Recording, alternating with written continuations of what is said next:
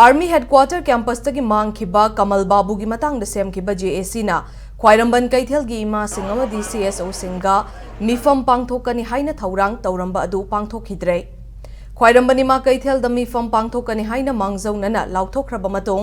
ngasi ayuk pung tararom tabadagi hauna city police rapid action force yauna security personnel singna chaithok tuna lainaki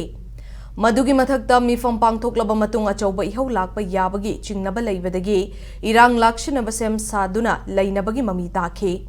loinana mifam pangthokani tabadagi security personnel singnasu JAC yauna selli langliba miyoi sing koiti thinaki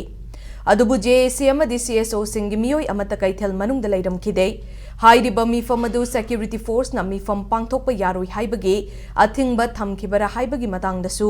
JAC gi maikaidagi hauzik faubagi oina wafam amata fongdokpa leitri amaromda impact news afangba pauda kamalbabu gi JAC kangbu adu khwairamban kaithel da laklamki hairi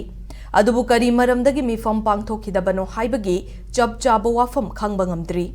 ningsingba yabadi November 15 da leimakhongda leiba 57 Mountain Division Army Headquarter da thabak suba changkhibadagi Kamalbabu ngasi fauba thiba khangdana lakhibane